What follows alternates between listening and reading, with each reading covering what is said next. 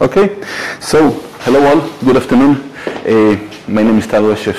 We have 45 minutes to be talking about 3.5 billion people. The area which is the most emerging one, the area which is becoming the center of today's economy, and more than that, tomorrow's center of economy. It was not long ago that looking for investments for Israeli technology company was bringing everybody to the East Coast or the West Coast of United States, and among them Chicago. Now things are changing, they're changing rapidly. The estimation is that we are very near to the area where Asian investments are going to take the lead more than North America in investments in Israeli technology companies. My name is Tal Reshef. I work with emerging markets for some years until now. I have a column at Ynet Economy covering the issues of business and the economy in emerging markets. Emerging markets meaning East Asia, South Asia, Latin America and Africa, which means the non-Western world, not the area in which we, the Israelis, are very comfortable with people that are different from us, but slightly different, and we have common things as Westerners when we meet them. Once we get to emerging markets, things are different, thinking is different, conducting is different of given things. And the main thing that I do is that I accompany Israeli companies, technology companies, to work in front of emerging markets around the globe for the different things they need to do it the local way. The Chinese way, the Japanese way, the Brazilian way, the Nigerian way, wherever it may be. And here we are going to concentrate on East Asia. East Asia, the main mistake that an Israeli, or not only an Israeli, can do is to say, well, we're in a modern world, everybody is more or less the same, everybody sees the same Spielberg films and the same series on the VOD, so the way you work in front of this country or that country should not differ much. All surveys, all researchers that have been done show that it is not quite this way. The differences are very deep. The differences are in the way of thinking, in the culture, in the psychology, in the macroeconomics, in the business code. In all of those things, differences are very big. Sometimes you see that things do not go the way you want, and you don't even understand why, what is going wrong. You come with all the good intentions. In front of you are people with excellent intentions, and still, and both sides speak very good English. No problem, and still things do not work the way we wanted because there's a gap of understanding. The big money today is in East Asia. And it's spread in several countries. In Japan, of course, rich Japan, and some other rich markets such as Taiwan, Singapore, Korea, Hong Kong. I take it a little separately. Another world is China as a whole, emerging market, huge market, a lot of money, huge surplus in commerce, which means a lot of funds, a lot of money to be invested. Right now they have something like $3 trillion of reserves of foreign currency in China. India is emerging to something like this for the long run. They're not yet there, but they've already started investing in Israeli companies. And Southeast Asia.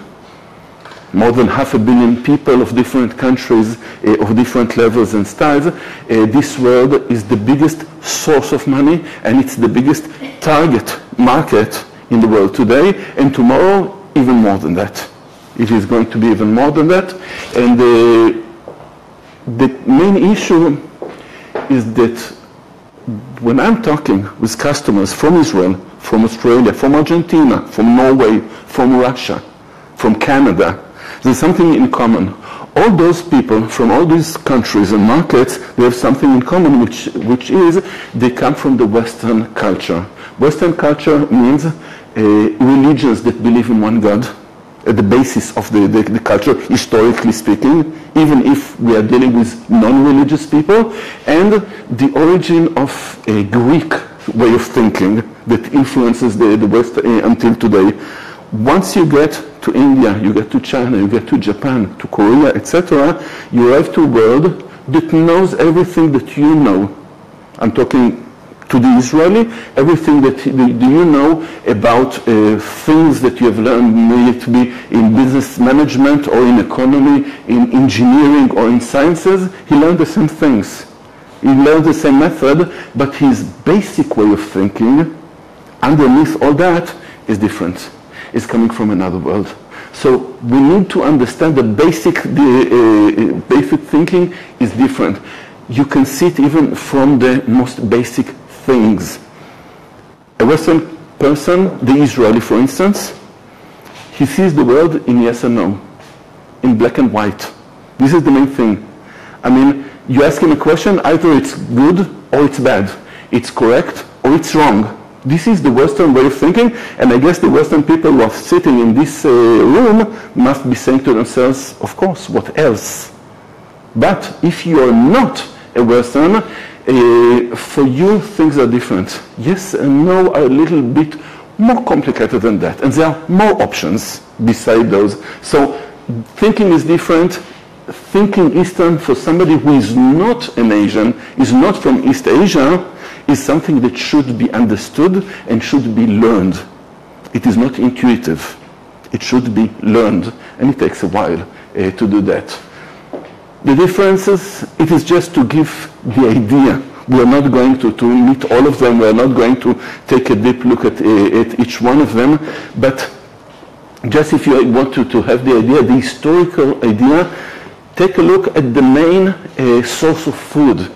The main source of food in the culture is the main area in which you spend most of your time 3,000 years ago, when your culture is being born, is being designed. People from the area of South Europe or the Mediterranean, are people of wheat, growing wheat in general. Growing wheat is on solid ground. People from East Asia, most of them come from a culture based on rice. Rice is not being planted on solid ground. It is being planted in water. Water is a flowing thing, which means you have to work more intensively. You have to plan. There is only one way of doing the things. With the wheat, you can plant it this way or seed it that way. You can improvise many things. With rice, you cannot improvise. Things have to be totally flat, otherwise the water will not stay there. You have to build a dam all around it, which you do not need to build when you're growing wheat. And you have to be working in a group with wheat, since you have no urgency. There's no problem of water. You have only soil. You can be working alone. Working with rice, you have to be working with a group. You have to bring water from rivers. You have floods coming from the rivers. You cannot work and combat against the floods on your own. You need to be part of a big group. So it designs another culture. Less individualistic, more group-wise, more planning, more organized, much more organized. I mean, it is not difficult to look around and to see how not organized things are here in Israel.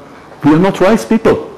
We improvise when we need, and we improvise when we do not need to improvise. Not even be wheat people. Yeah, and well, we the Israelis were even worse than that, because we're not wheat people, we are shepherd people. Shepherd people are even more individualistic than that. And this is just to give you the idea how big the gap is between the cultures. Look at their origins, and you can take it further and take a look and try to understand what differences of cultures lie between the two. And once you start with the difference between rice and wheat, or rice and shepherd, you start arriving to different things. And there you add the believing in one God, that for us gives a source for everything in the world. There's somebody out there, only one who created the whole world, manages the whole world, sees everything on every given moment. Which means that on every given moment I have the feeling that something is right or wrong, good or bad, correct, not correct, yes or not, black and white. And once you arrive to another culture, the yes and no are different. I mean, whoever made an order from a Japanese company or a Korean company knows the situation which is very difficult to find with Israeli company. I mean, if you're calling an Israeli company in Petah Tikva and it tells them, look, you produce this and that, right? And he says, yes, of course. And you say, okay, I need, please, 2,000 pieces until the 10th of next month. Is it possible? You may hear a yes, and you may hear a no. Once you call a Japanese company for the same request, you may hear a yes, you may hear a no. Well, not probable. Very improbable that you hear no, but it's very probable in that case that you'll hear, well, that's most complicated, that's more difficult, let me see what I can do, I have to consult my boss, I'll get back to you within a couple of days, because the range of responses is not limited to yes and no. For a Japanese, it is very obvious. For an Israeli, it means that this guy does not know whether he can or cannot. This is what I interpret when I hear this response. And it is wrong. And it is wrong. Because he's trying to say something without insulting me. And I do not catch it. Because I'm Israeli. I'm not used to it. So the differences are very big. Hierarchy. Once you come from this culture, the hierarchy in the East is much stronger, much more imperative and essential than here. Well, Israel is a very extreme case in terms of hierarchy, because in Israel you can say that hierarchy nearly does not exist. I mean, managers are proud that they manage their company without hierarchy. That every worker can step into my office on every given moment and talk with me about anything. That any worker, when we are having a company meeting, something that you can do only when you have a company of less than 15 people, every person in my company can contradict what I said. You will never hear such a thing in a Singaporean company. It's impossible. I'm the CEO, you're my worker, I just stated something and you're contradicting me? Impossible. Off with his head. Yeah, no. Well, it will not arrive to off with his head because he will not think about this possibility. Right. The Israeli will hear what I just said and will not understand what was wrong in the situation. Of course, you're the CEO, you said something, I disagree, I say it. Where's the problem? He will not see where the problem lies. Yeah, I don't mean to interrupt you, but that also happened in the West. In the book Startup Nation, it talked about the conflict between the Americans and the Israelis on this very issue. Yeah. Israel is an extreme case of the Occident. So, but still, even if you go to America on this point, you will find differences once you compare the American way of doing things to the Asian way of doing things. From this come another thing, risk and opportunity. Israelis and Americans, all alike, they are driven by opportunity. So, I say in advance, once you meet an investor, an American investor or an Israeli investor, the main thing that he came for is to hear whether the ROI, the return on investment, is going to be quick and high. This is his main interest. Once you are meeting a Chinese potential investor, the ROI is not his main interest, because his interest in lowering risk more than in leveraging opportunity. And it comes from the things that I said. If you like, we can elaborate it later much more. So I see Asian people meeting Israelis, not talking with them the ROI, their mistake. Israelis meeting Asians, concentrating on ROI, and this is their mistake. Because you need adaptations. You need to think the way the other guy thinks if you have things that you want to get to do, to drive him to do. Out of this meeting, out of this conversation. So, Once we take this very, very brief introduction, very, very brief, and we want to do it right, let's try to do it right. I'm an Israeli, I'm reaching East Asia, I want to be effective. Whether to create a joint venture with the company in front of me, whether it will be to receive an investment, or to sign a contract with them so they help me penetrate the local market, or whatever I want to do, I need to be the one who makes the effort. It will be a mistake expecting the Asian representative, the representative of the Asian company, to do the effort and understand my side. It is a point of ego. Why should I make the effort? What's the problem? Can't you do the effort? Can't you step into my direction? It will not happen. It will not happen for various reasons. One of them, if I am an Israeli coming from a market of 8 million people and I'm meeting an Indian coming from a market of 1.3 billion people, I mean, it's not really a balance. And somebody, the smaller one, is expected to do more the effort. Numbers are important in this issue. And the second point is because we Israelis are coming from an immigrant society, a mixed up society. We are used to people who think different ways. I was born not far from here in Kiryat Motzkin. During my childhood, I met people who were born in Romania, in Russia, in Argentina, in Yemen, in Iraq, in Germany, in Morocco. I'm used to people who think differently.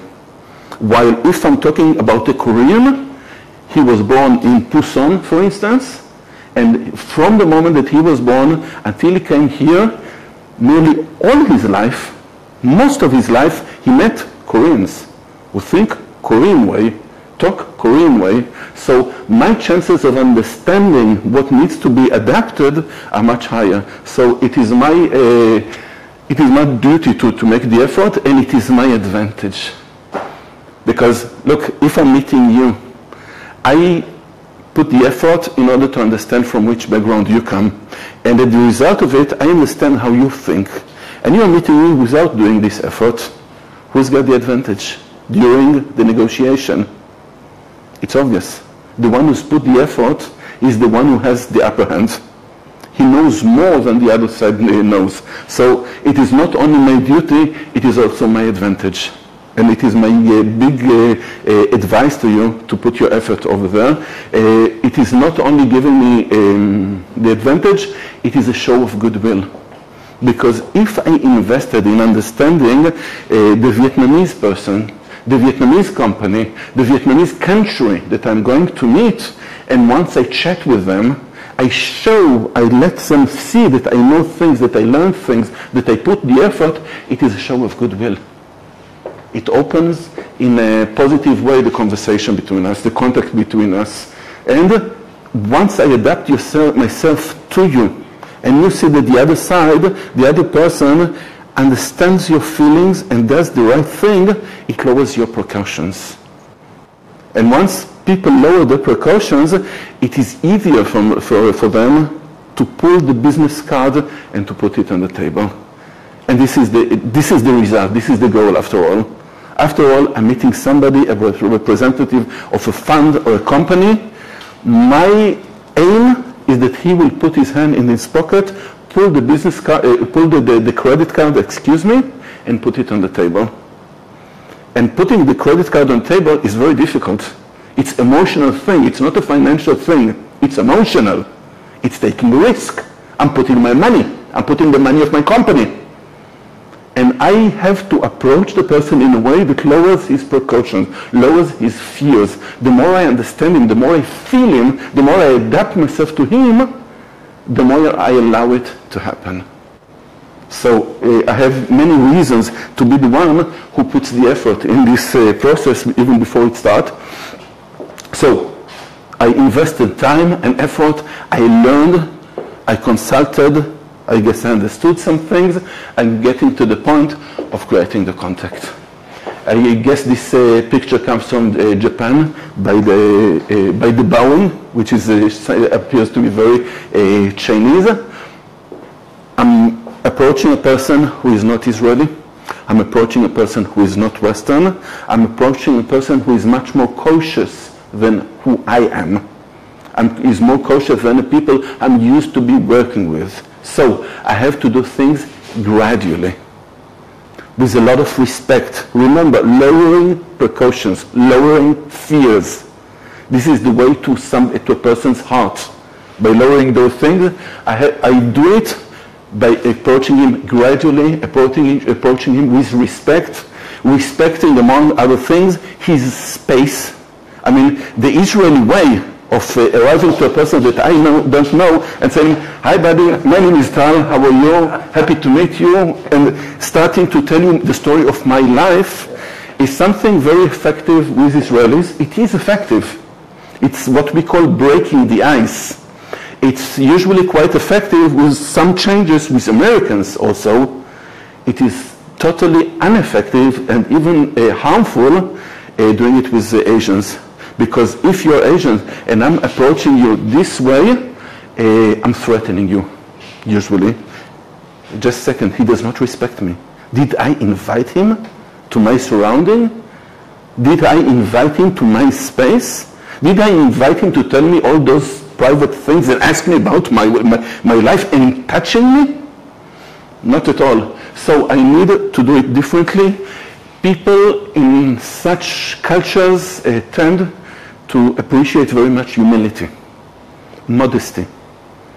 The Israeli way of explaining everybody, first of all, talking very loudly, of course, with big gestures with my hands, approaching people very closely, telling them how great I am and how great is my company, will get to the wrong results. Humility, modesty, talking calmly, low voice, respecting the other side more than I respect myself. In fact, not giving myself a very big place.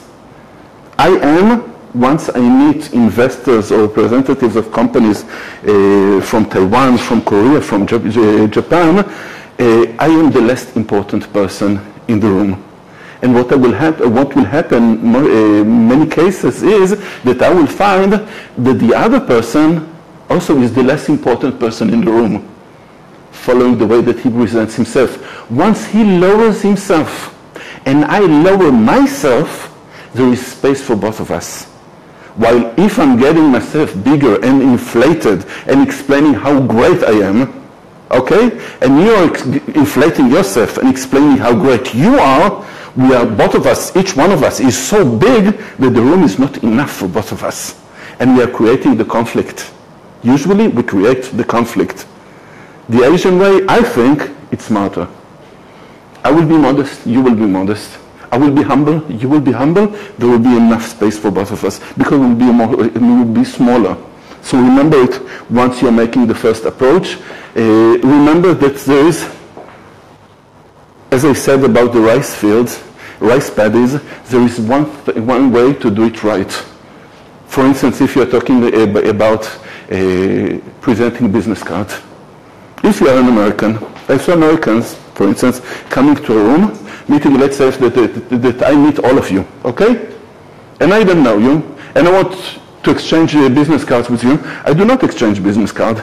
I pull out my cards and I distribute it, like a casino in Las Vegas.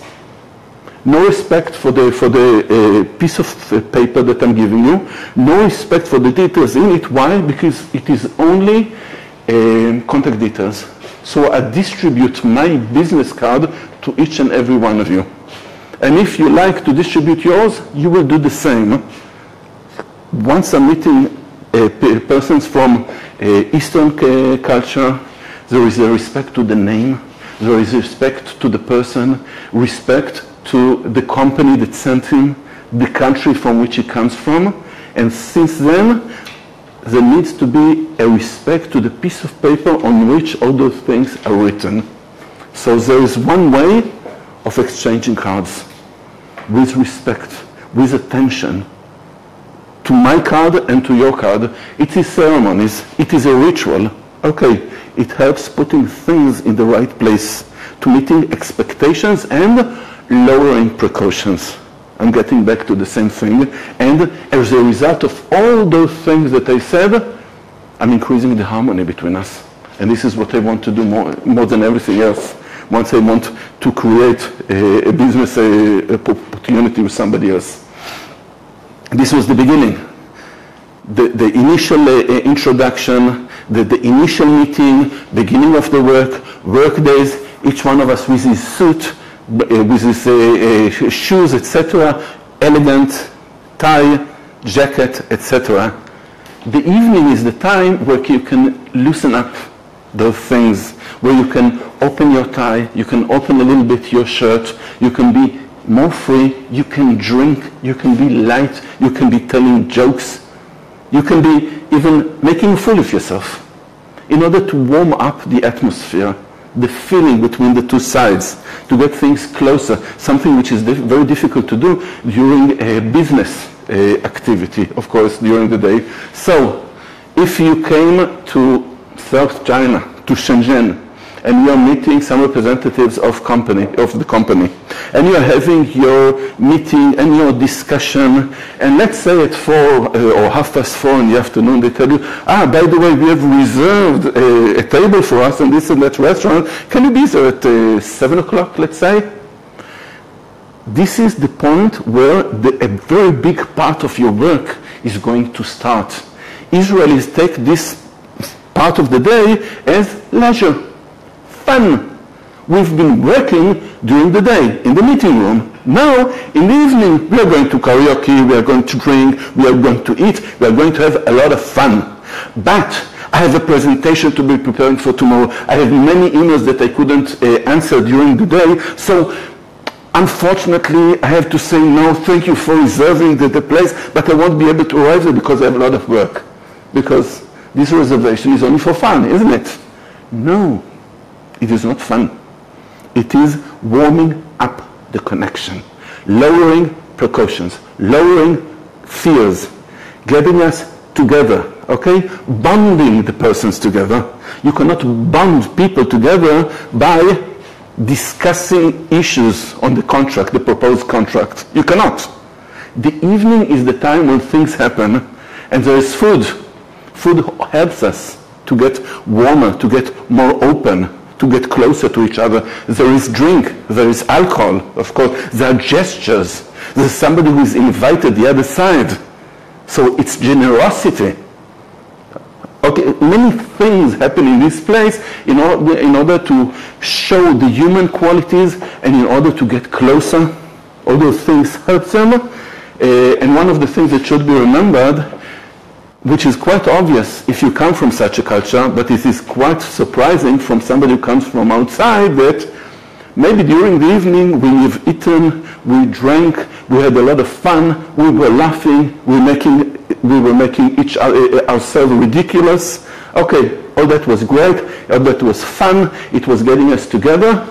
The morning afterwards, at 9 o'clock, when I appear in your business meeting room, with my tie, with my jacket, with my computer, little smile, nothing that reminds all that happened yesterday evening, no telling any detail about what happened yesterday. As the Americans say, whatever happens in Vegas stays in Vegas. It warms up the connection. It allows things to happen, but they do not have to continue into the meeting room. You need to know the lines in order to be effective and continue with this. Remember the importance of the warming up part of it. And then, after you created the initial part, you started the connection, and you have warmed it up the way that we just saw. I need to prepare myself to the proposal. I have a proposal to put. What is the proposal? Whatever brings me here, whatever the reason is, I have a proposal to put. I'm meeting you. You're in front of me. You're a representative of the other company to whom I'm going to present my proposal. I need to take you into consideration. I need to take the company into consideration. I need to take the other side into consideration. Now, for the Israeli, it is very, very obvious. I give a good offer. This is what I give. This is what you're going to pay, right? I'm giving you a reasonable price. That's a good offer, isn't it? not necessarily enough. Not necessarily enough. I need to be preparing more cautiously. Remember, you're talking about people who have a long vision, looking ahead, 5 steps ahead, much more than us. So things have to be taken into consideration. Take those points, and there are more. It's not all. Those are maybe the initial ones. Who is the person? Who is the person who stands in front of me? Not only the company. Who is he? His character, his position, his aims, his ambitions. Does my offer serve him? He's part of the game. I have to take him into consideration. What is his rank? It is very important. Because if he is not of a high rank, whatever I give him is going to be elaborated by people who are from higher rank later on. It is very, very rare that the one who presents himself in the room is the one who is going to be the decision maker. It is nearly never happening. Somebody else, if he's not from a very high rank, if he's not a CEO or a vice whatever, he will have to present it to somebody else. So I need to take those things into consideration. And in that case, who is his boss? Who is the decision maker? Can I verify it? Can I ask it? Can I find the answer here or there? It's important because if I know it, I tailor the proposal to the size of the person who is going to be taking the decision. And it is very important, therefore, to know who is the boss, who is the decision maker, in order to tailor it in a fine way. And to know what really matters to him. Not always the money is what matters to him. Maybe what matters to him more than everything else is the appearance of things. In China, it happens quite often. I've seen many Israeli companies. I'll give you an example. There is Yitzhak Tshuva. I guess most of you are familiar with the name. He's one of the richest persons in Israel. He's got some huge company, including them. One of them is Gadot company, located here in the Bay. And they produce additives, food additive. It's a chemical product for alimentation industry. And he once wanted to open up a factory for producing citrus acid, citric acid in China. Okay, he went there, he sent his persons, he found a rich industrial person in China who was interested in this. He was already working in the food industry, he had the right connections. They decided each one of them is going to be investing something like $20 million and start the operation. And for him, it was clear that what he wants in China is to be selling citric acid in the Chinese market to have money out of it. For him, it was clear that the Chinese person was looking for the same thing. Things got difficult once they entered into the need of enlarging the company, enlarging the factory. And they found out that in order to be more successful, they need to put more money. So he was willing to put, let's say, $20 million more, and he needed the other side, who got 50% share, to be putting the same size of investment. And the Chinese guy told him, no way. If you like, put the 20 million. We are still half and half, 50% share. I'm not going to put even 1 penny. Why not? Well, first of all, he didn't elaborate his relationship with this Chinese millionaire. He was dealing with the Israeli way, cold business, targeted only to a return on investment, no personal connection. This is not the way that you do things in China. You need to invest in your partner. You need to become his friend as much as you can in order to prepare to a day like this. But there was something even more in the ambition. There was a difference in the ambition. And the difference was that the Chinese partner was not interested in return on investment. He had already investments in other places in China that was even giving him much bigger profit. What interested him more than everything else is to have the title of somebody who is managing a joint venture with an Israeli. That's what he wanted. Israel has got the reputation in China as being a source of advanced technology.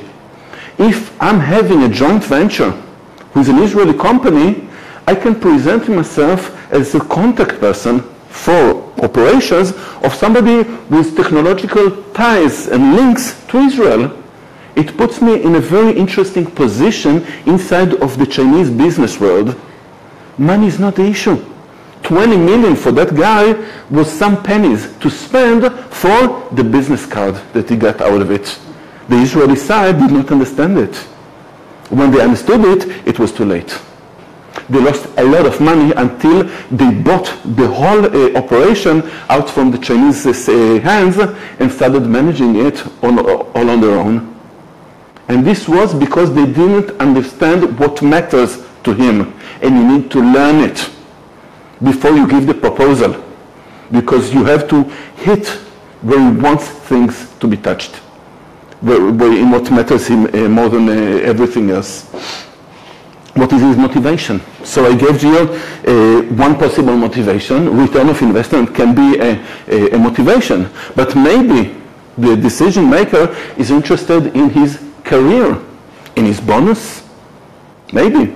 What will drive higher his career? What kind of results are expected from the higher managers in order to drive his career higher? Okay, what is the business model of the company? Put some time in it. Learn the history of that company. See how they work. If you are interested in it, you can take two Chinese companies who have very interesting business models. One of them is Xiaomi, produces mobile handsets, and they work with open source. So you can imagine that their business model takes it into consideration. The other one is Haifa, the producer of white appliances, home appliances, electric appliances, and they are interested in creating the background for new initiatives. Very outstanding in the Chinese area. So you need to take the business model of the company into consideration. Do not expand it, do not expect it to be the regular one. Quite often, you'll be surprised. Is it a government-run company? Is it a private company? This is a very major key question to be asked. Okay? It depends on which country. If you're arriving to Vietnam, okay, this is a communist country. It's open market, it's liberal market, but things are organized by the government.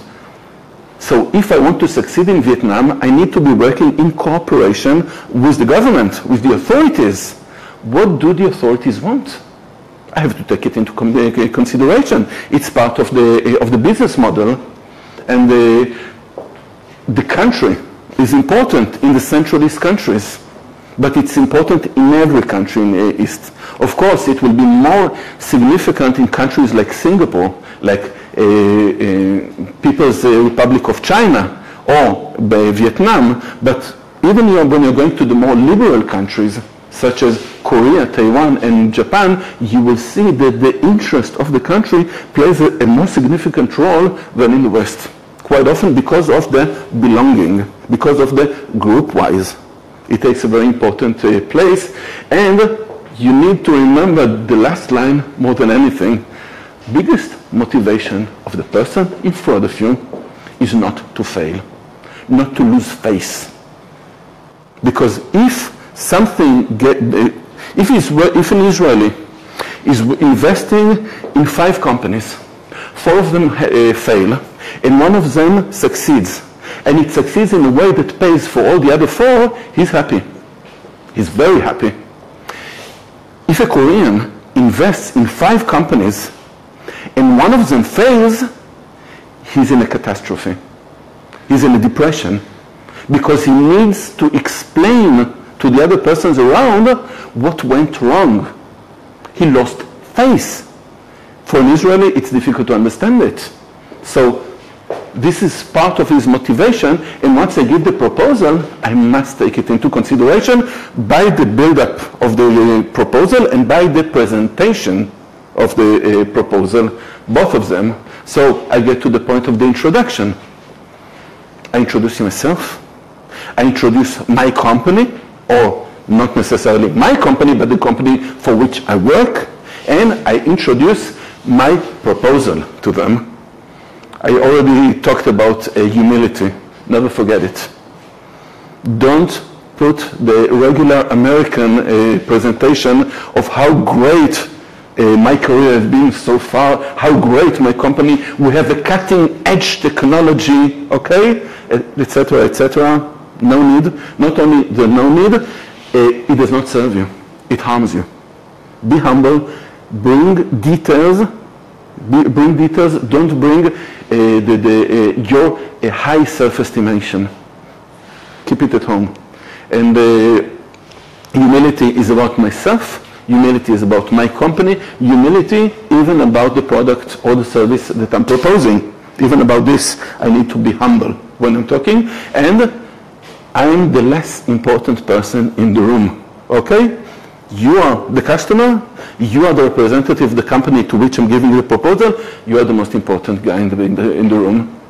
It is about what you want. It's about what satisfies you and not myself. And for an Israeli, it's not obvious doing this. We are so used to thinking what will be the best for me and talking about what will be the best for me. Here, this is the line. If I want to be effective, things have to be changed. And even if it will be a little bit hard, it's worthwhile. It's quite worthwhile. So I'm building the presentation. Some things have to be remembered once I sit on my computer and write the PowerPoint presentation. Usually it's PowerPoint. Remember, you're talking to people that quite in average, the usage of English is not as good as in the West. Of course, you may find persons in the East who speak perfectly English, read perfectly English. Most of the people that you will find will have difficulties. Adapt yourself to it. Adapt yourself to it. When you're preparing the slides, less writing, more graphics. Graphs, diagrams, flowcharts, everything that explain things in the international way, without forcing them to read while you are talking. If I talk and you need to be reading a lot, I lose you. You cannot listen to me and read attentively something which is not obvious for you.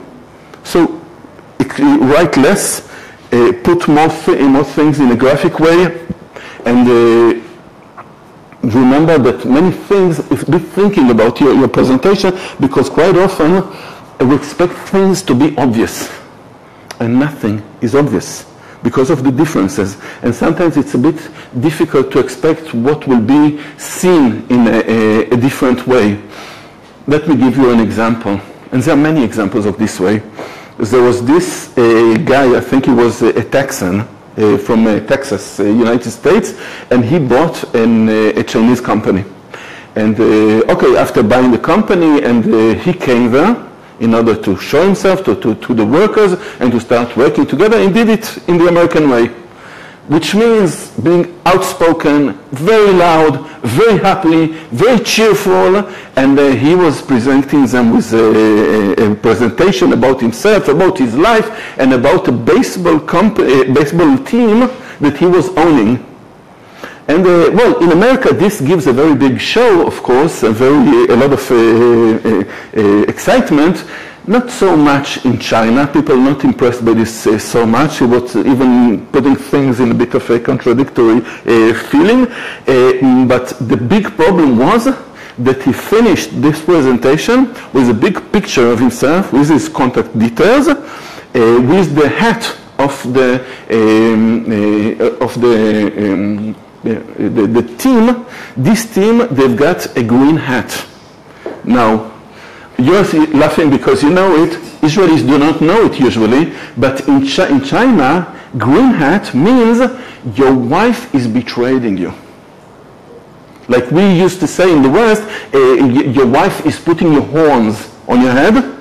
In China, is green hat. This was the only thing that his workers remembered from this presentation. My boss is green hat. Of course, he couldn't know it. But he needed to consult with somebody else.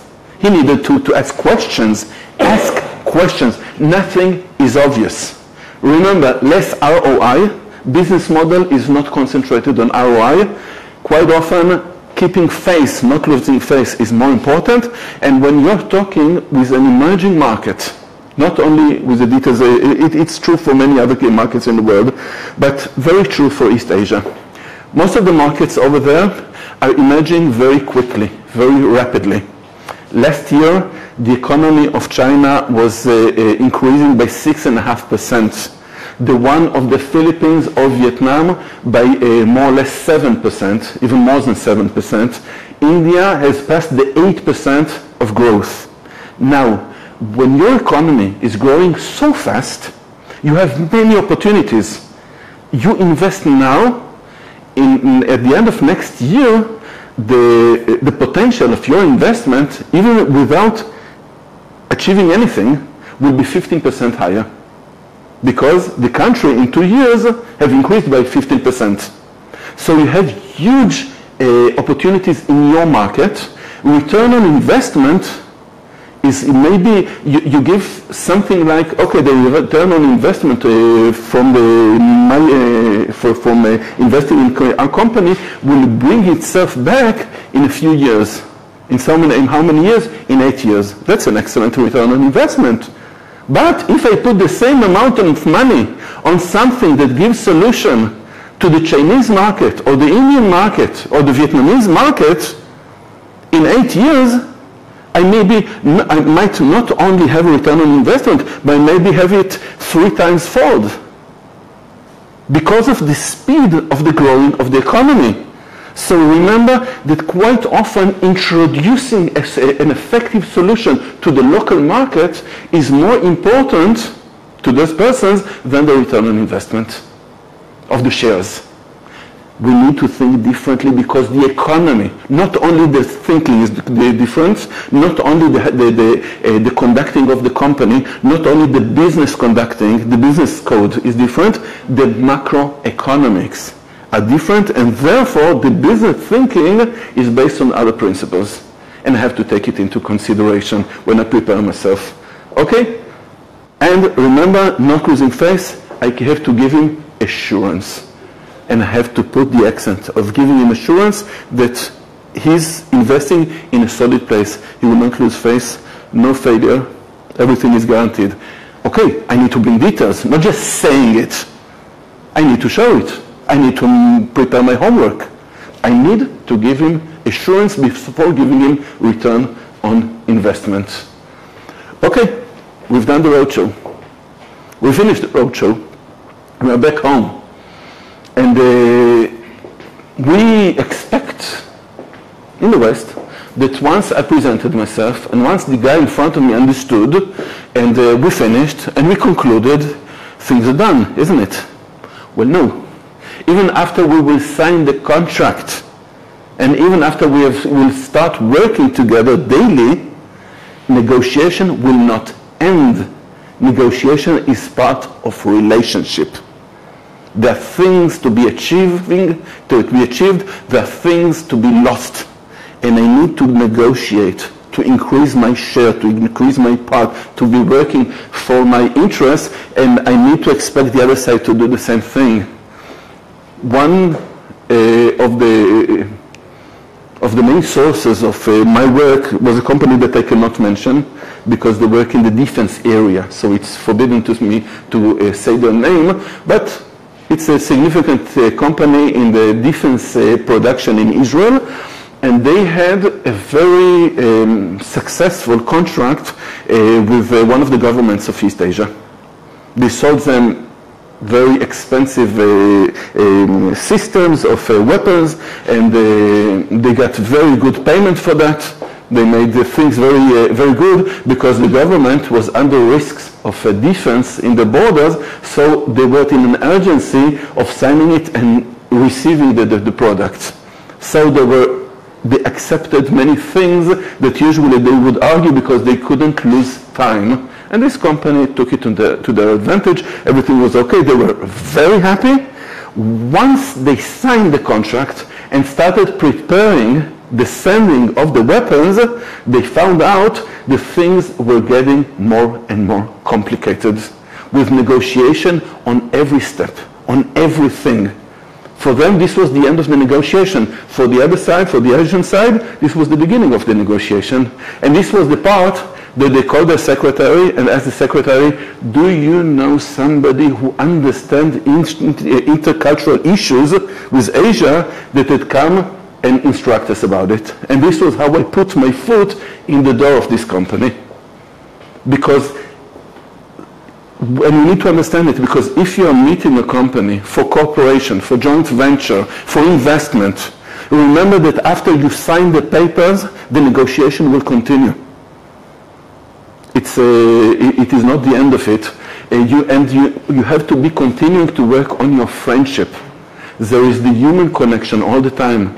Working on a human connection is not only in the beginning in order to gain good results during the negotiation. No. After you finish it, you have to continue. You depend on your partner all the time, and you have to invest in him. You have to be generous. You have to be friendly. You have to be interested in him. You have to like him, and you need to make him feel that you like him. You need to adapt yourself to him. You need to make an effort. That's what builds good relationship. And it does not end the moment that we sign the agreement. No, it will always exist. And it is not obvious for the Western to understand this pointing. And the negotiation is also fighting for profit. I mean, we are creating the friendship, but we are fighting for the profit. Sometimes one against the other, on the same time that we are working on increasing our friendship. You may say that there's a contradiction. Okay, contradictions exist. We need to be living with those things. You have to show your value to the other side, so he will stick to you. And this is an ongoing effort that never ends. And all those things will always go with you. There will never be a point that you say, okay, I've done it. Now I can put my work with Indonesia aside. Now I can liberate myself for other tasks. No, because if I have a cooperation or a joint venture or another relationship in Indonesia, after 1 month I have to continue investing in it, my time and my attention. After 6 months, after 6 years, it never ends. There's never a moment of a send and forget it. It will never arrive. It may arrive in some of your activities in Israel, in America. Things are like a train, it's on the rails, go away. Not in Asia. Continue always to invest in the person with whom you work, and take all those things for the long run, for all the things that you may be thinking of.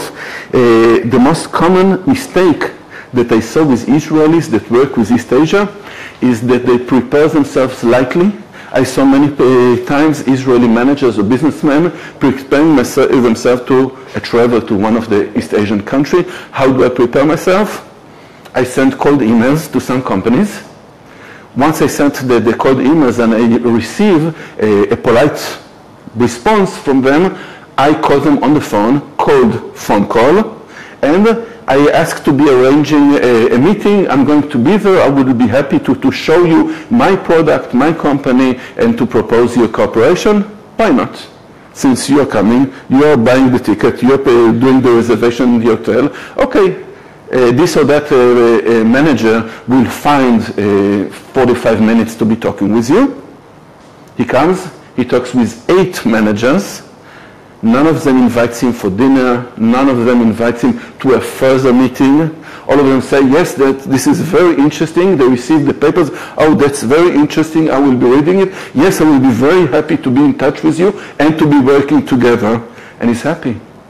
I have 8 partners, right? It is a huge success.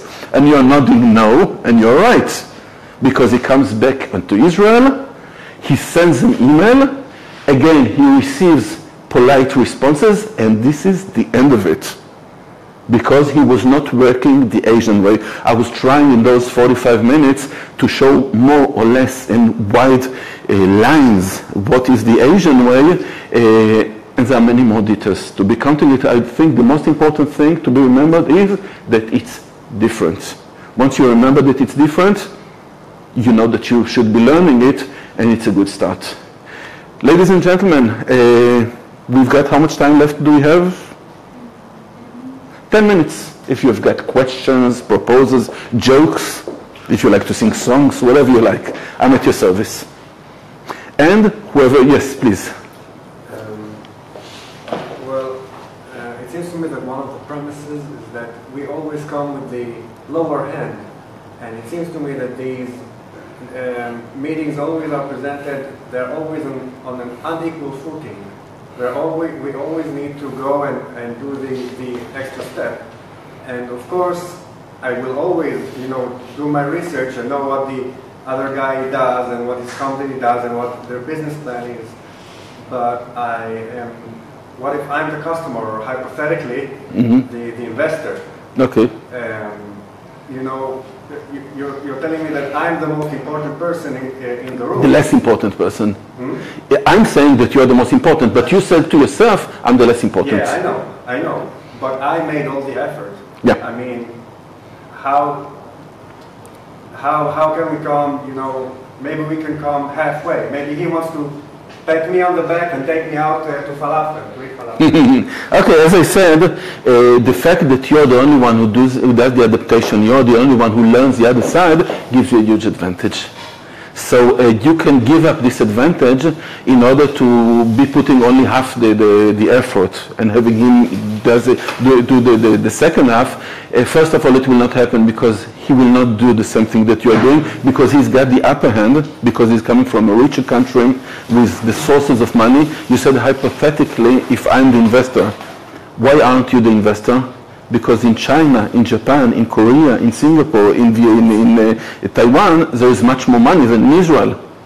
So the poor cousin needs to put more effort in order to meet the rich cousin. It's always the same thing, and it gives him the advantage at the end of it. I'm the customer. I was a customer with Chinese companies. Yes. I needed to order things from them. Sometimes the customer is always right. The customer is Look, the presentation that I've just given was tailored for the ears of entrepreneurs in the Technion Institute. So we were talking about representatives of technological companies that come as exporters, not as importers, and seeking investments and not investors. Things are different. Of course, you have a stronger point once you are the customer. You have a stronger point, for instance, when you're an importer. Still, I advise you, and we have not concentrated on this area today, but even when you're getting to this point, okay, use it. Know that you have a higher place in the hierarchy, but still remember to invest in human relations and in the other side, and understanding him, it will give you very big advantages at the end of the day, alongside with your place in the hierarchy. That's my advice. Yes, please. You spoke about the relationship between us and them, for instance. But if you would compare the culture of an organization, it's a technological organization in Asia versus the technological organization in Israel or in the United States, what would be the difference in culture? For instance, you say, we don't want to fail, okay? One of the issues in the big corporations in Israel and the United States, that failure is part of the business. Yeah. You have to know how to deal with failure. Yeah. How they work internally. Yes. In the West, especially in Israel and America, we see the failure as a lesson to be learned from. It's totally true. In most of the Asian societies, you will see that failure is a shame, and you avoid it nearly at all costs. Now, you're not the East Asian, you're the Israeli, okay? You approach an East Asian company, you want to have fruitful connection with them, take this into consideration, make sure that you will never make him lose face, to be humiliated, to be facing failure. If you show him an ongoing effort of doing this, you buy his heart, you enter his heart. He knows that he can trust you, that you are a good friend that he can trust. It's more than a partner. And he will be willing to do for you things that are not written in the contract. I saw many times Israelis doing the right thing, creating real good ties with the Asian side, and on a given moment things happen. His Asian partner is introducing him to other companies that can be customers of him. It was not part of the deal. Never mind, you're my friend. You've shown me how trustful you are. Okay, since you are trustworthy, okay, we are entering into another stage. And it is your interest, you want to achieve it. I hope it answers your question.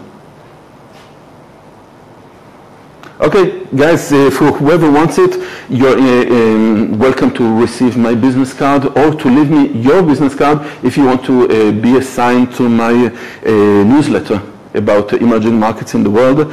Thank you and have fruitful business. Thank you so much.